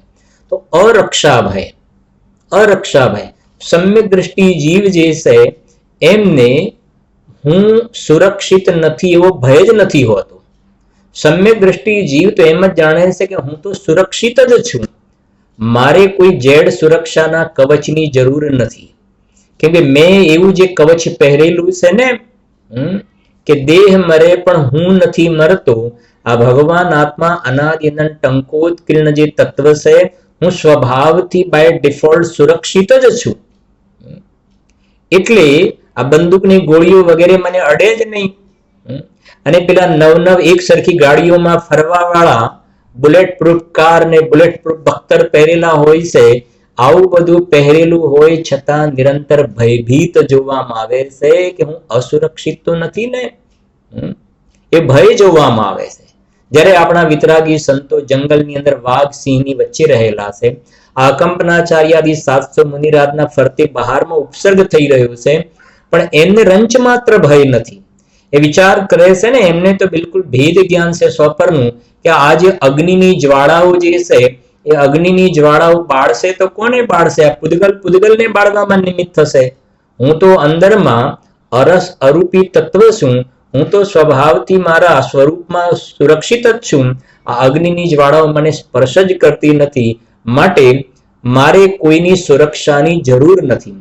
વિષ્ણુકુમાર મુનિરાજને જે રક્ષાનો વિકલ્પ આવ્યો એ તો બહારના વ્યવહારની વાત છે, અને જે આપણે કહ્યું કે વ્યવહારથી બરાબર છે, ના નથી પાડતા. અને વિષ્ણુકુમાર મુનિરાજ પણ સમ્યક દ્રષ્ટિ જ્ઞાની ધર્માત્મા, ભલે એ વખતે એમને દીક્ષાનો છેદ કર્યો, પણ હતા તો સમ્યક દ્રષ્ટિ જ્ઞાની ધર્માત્મા. એ પણ જાણતા હતા કે આકંપનાચાર્ય આદિ મુનિરાજ પોતાના સ્વભાવમાં સુરક્ષિત જ છે, અને હું પણ મારા સ્વભાવમાં સુરક્ષિત છું, પણ અંદરમાં ચારિત્રના દોષના કારણે આવી જાતિનો રાગ આવે છે, વિકલ્પ આવે છે, જેને વાત્સલ્ય અંગની અંદર પણ મૂકેલ છે. પણ એ જાણે છે કે આ વાત્સલ્ય વાસ્તવમાં વાત્સલ્ય નહીં, ખરેખર તો આ પણ દોષ છે. આ રિયલ ટ્રુથ તો આ છે. તો એની અંદર જે એક શ્લોક લખ્યો છે, હું વાંચું છું જરા, 157 નંબરનો શ્લોક, બહુ સુંદર શ્લોક છે. ગુરુદેવજીના પ્રવચન પણ આપ વાંચજો. શું કહે છે?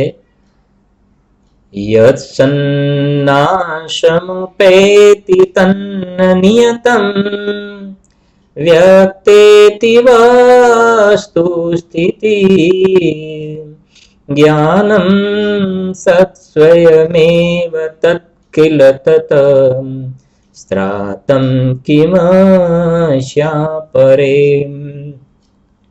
અસ્યાત્રાણમતો ન કિંચન ભવેત તદ્વિકુતો જ્ઞાનિનો નિશંક સતતમ સ્વયં સહજમ જ્ઞાનમ સદા વિંદતી. શું કહે છે અહીંયા? બહુ સુંદર શ્લોક છે. પેલો એક રૂલ બનાવ્યો છે, એક નિયમ છે. શું છે? કે જે સત છે તે નાશ પામતું નથી. ઉત્પાદ વે દ્રવયુક્તમ સત સદ્રવ્ય લક્ષણમ. જગતમાં જે સત હોય એ નાશ પામતું નથી.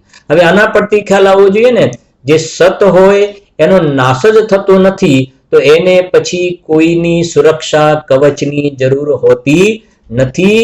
મેં સ્વભાવથી જ મેં સુરક્ષા કવચ પહેરેલું છે. કે કયું? કે હું સત છું, સત છું, માટે મારો નાશ થતો નથી. બરાબર? તો આ એક રૂલ બનાવ્યો છે કે જે સત છે તે નાશ પામતું નથી. એવી વસ્તુ સ્થિતિ નિયતપણે પ્રગટ છે. બરાબર? હવે એની અંદર કે જે સત છે તે નાશ પામતું નથી. તો હવે મારી વાત, હું પણ સત છું. પેલો નિયમ બનાવ્યો કે જે સત હોય એનો નાશ ન થાય. ઓકે. હવે પછી મારી વાત કે હું આ જે ચૈતન્ય દેવ છું, હું પણ સત છું, અને હું સત છું માટે મારો પણ નાશ થાય નહીં. આપોઆપ નક્કી થઈ ગયું. કે 2 + 2 = 4.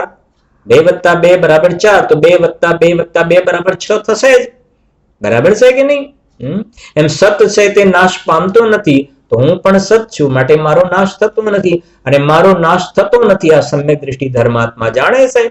આ વિષ્ણુકુમાર મુનિરાજ શ્રુત સાગર મુનિરાજ, અકંપનાચાર્ય આદિ 700 મુનિરાજ બધા આ રહસ્યને જાણતા હતા. અને આ અંદરમાં આ પોતાનું રિયલ રહસ્યને જે સ્વાનુભૂતિથી જાણે છે ને, એને નિશ્ચય સાથેનો વ્યવહાર એ યથાર્થ વ્યવહાર કહેવાય છે. બાકી એમને બહારમાં રક્ષા સુરક્ષા વગેરે ખરેખર વ્યવહાર સંજ્ઞાને પણ પ્રાપ્ત નથી થતું. શું કહે છે જોઈએ જરા જુઓ. આ જ્ઞાન પણ સ્વયમેવ સત છે, સ્વયમેવ સત છે. કોઈના રાખવાથી સત છે એમ નહીં, એમને પણ સતત છે. આ જ્ઞાન પણ સ્વયમેવ સત છે, માટે નાશ પામતું નથી. તેથી વળી પર વડે તેનું રક્ષણ શું? રક્ષણની ક્યાં જરૂર છે? મારો નાશ જ થતો નથી ને. એવો હું અભેદ કિલ્લો છું, અભેદ કિલ્લો છું કે મારી અંદર આવા બધા બહારના જે તલવાર બંદૂક આ પ્રમાણે જે અગ્નિની જ્વાળાઓ પ્રગટે છે એ બધાની વાત તો છોડો, પણ હું એ તત્વ છું કે મારા દ્રવ્ય સ્વભાવમાં રાગાદી વિકારી ભાવનો પણ મારામાં પ્રવેશ નથી, પુણ્ય પાપના વિકલ્પનો પણ મારામાં પ્રવેશ છે નહીં ને. તો પછી પેલી તો બહુ દૂરની વાત છે. એટલે કહી રહ્યા છે તેથી વળી પર વડે તેનું રક્ષણ શું? આ કેટલી સ્વતંત્રતા, કેટલી સ્વાધીનતા બતાવે છે. અને આ તથ્યને નહીં સમજવાના કારણે જગતમાં જીવો નિરંતર ભયભીત જોવામાં આવે છે કે હું સુરક્ષિત નથી, સુરક્ષિત નથી, સુરક્ષિત નથી. અત્યારના જનરેશનમાં જોવામાં અત્યારે જે ચાલી રહ્યું છે બહારમાં કે કોઈને હાથ મિલાવવા, કોઈને મળવું, કોઈના ઘરે જવું, આ તેવું, તો બધાને ભય લાગે છે. સુરક્ષિત નથી કે ક્યાંક પેલા પરમાણુ અડી જશે તો કંઈક પેલા વાયરસ કે વાયરલ કે જે કંઈ કહેવાતું ક્યાંકથી અડી જશે તો ક્યાંક ભયભીત છે, સુરક્ષિત નથી અનુભવતા. પણ જેને અંદરમાં પોતાનું ચૈતન્ય તત્વ જુદું પાડ્યું છે એને કહે છે કે બહારમાં આ બધા વાયરસ ને જે કંઈ હોય ને એનું ઇન્ફેક્શન મને નથી લાગતું, ઇનફેક્ટ રિયલ વસ્તુ આ છે, અને એને ભય નથી જોવામાં આવતો. એ કહે છે જો તેનું રક્ષણ શું? આ રીતે જ્ઞાન એટલે આત્મા પોતાથી જ રક્ષિત હોવાથી, પોતાથી જ રક્ષિત, મારે હું કઈ શું કહેવાય ને ડિપેન્ડન્ટ નથી, હું ડિપેન્ડન્ટ નથી કે મારે કોઈની મદદની જરૂર પડે. હું પરથી નિરપેક્ષ સ્વતંત્ર છું મારી સુરક્ષા માટે. જ્ઞાન પોતાથી જ રક્ષિત હોવાથી તેનું જરા પણ અરક્ષણ થઈ શકતું નથી, અરક્ષણ નથી થઈ શકતું. હું આત્મા છું ને, અનાદિથી છું. નરકમાં જવાનું થયું, નિગોદમાં જવાનું થયું, એકેન્દ્રિયમાં જવાનું થયું ને, પણ મારો ક્યાં નાશ થયો છે? જે બોલે છે દેહ મરે પણ હું નથી મરતો. તો હું નથી મરતો એનો મતલબ મારે કોઈની સુરક્ષાની બહારમાં જરૂર છે નહીં. કેમ? કેમ કે હું મરું એવું તત્વ છું જ નહીં. હું મરું એવું તત્વ નથી, હું તો અજર અમર તત્વ છું.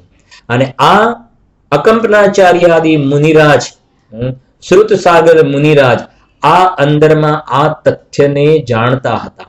અને પૂજ્ય ગુરુદેવ શ્રીનો અનંત ઉપકાર એ છે કે આવી જે પ્રથમાન યોગની ઘટના એની સાથે આ દ્રવ્યાન યોગ વાળો જે મૂળ જે પાર્ટ છે, દ્રવ્યાન યોગનો મૂળ પાર્ટ, એ દ્રવ્યાન યોગ વાળો જે મૂળ પાર્ટ તિરોભૂત થઈ રહ્યો હતો, એ દ્રવ્યાન યોગ વાળા પાર્ટને પ્રથમાન યોગની કથામાંથી પણ દ્રવ્યાન યોગના પાર્ટને ઉજાગર કરવાનું એક ગુરુદેવ શ્રીએ શીખવાડ્યું.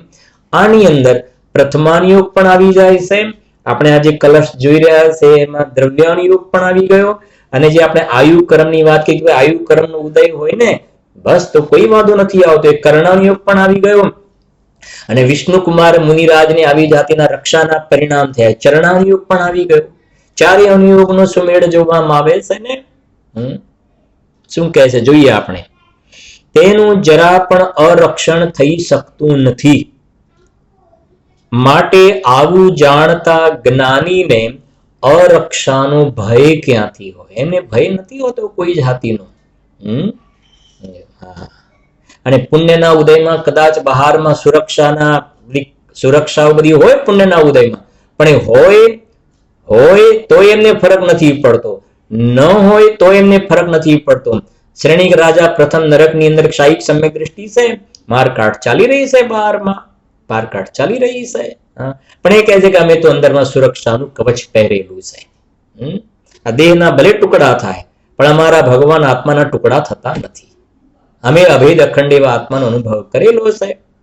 સાંભળો જરાક કે એ શ્રેણીક રાજા તીર્થંકર પ્રકૃતિ બાંધી રહ્યા છે ને, 6 મહિના એમને જયારે અહીંયા ત્યાંથી આવવાનું હશે ને, અહીંયા રત્નોની વર્ષા થશે એ વખતે છેલ્લા 6 મહિના ત્યાં ઉપસર્ગ વગેરે બંધ થઈ જશે. કેમ કે દેવ આવીને એમના ફરતે કવર કરશે. સુરક્ષા આજે જોઈ રહ્યા સુરક્ષા. તો એમને દેવોને જે રક્ષાના પરિણામ આવ્યા, દેવોને જે રક્ષાના પરિણામ આવ્યા એ થઈ ગયો વ્યવહાર. એવા આવ્યા પરિણામ, બરાબર છે, ચરણાનુયોગ થઈ ગયો, વ્યવહાર થઈ ગયો એ જાતિનો. પણ અંદરમાં એ 6 મહિના પહેલા તો આવા સુરક્ષા ક્યાં હતી, છતાં પણ શ્રેણીક રાજાની સ્થિતિ એ દેવોએ સુરક્ષા કવચ બનાવ્યું એ પહેલા એમની જેવી સ્થિતિ હતી ને એવી જ કવચ બનાવ્યા પછી પણ એમની સ્થિતિ તો એવી જ છે. બંનેમાં કોઈ જાતિનો ફરક પડતો નથી, નિશંકપણું જોવામાં આવે છે. એ કહી રહ્યા છે, જોઈએ આપણે. જરા પણ આરક્ષણ થઈ શકતું નથી, માટે જ્ઞાનીને અરક્ષાનો ભય ક્યાંથી હોય? તે તો પોતે નિરંતર નિશંક વર્તતો થકો સહેજ જ્ઞાનને સદા અનુભવે છે. આ ભગવાન આત્મા સહેજ અનાદિ અનંત ચૈતન્ય તત્વ છે, એને નિરંતર અનુભવે છે. જ્ઞાન ધારા એને નિરંતર ચાલતી હોય છે. સર્વે આત્માર્થી જીવો આવા રક્ષાબંધન પર્વના નિમિત્તે આ ભગવાન આત્મા પોતે સ્વયં સ્વભાવથી સુરક્ષિત છે અને એને બંધનની વાત છે, કોઈ પણ પ્રકારના કર્મના બંધન એને અડતા જ નથી. બંધનથી એ ભગવાન આત્મા સુરક્ષિત જ છે અનાદિ અનંત. એવા બંધનથી સુરક્ષિત એવા ભગવાન આત્માની અનુભૂતિ કરી અને રક્ષાબંધન પર્વ સાચા અર્થમાં મનાવે એવી મંગલ કામના સાથે વાત પૂર્ણ કરીએ છીએ. જય જિનેન્દ્ર. સર્વે સાધર્મી બંધુએ પંડિત શ્રી શૈલેષભાઈનું વક્તવ્ય સાંભળ્યું. જરા વિચાર કરીએ કે આ પર્વ નિશ્ચયથી તો નિજ આત્માને પ્રાપ્ત કરવા માટેનો પર્વ છે અને એનો વિચાર આપણે બધા કરીએ છીએ કે નથી કરતા તે પણ તેમના વક્તવ્યમાં આપણને સ્પષ્ટપણે ખ્યાલમાં આવ્યું. પંડિત શ્રી શૈલેષભાઈથી તો આપણે બધા સૌ પરિચિત જ છીએ.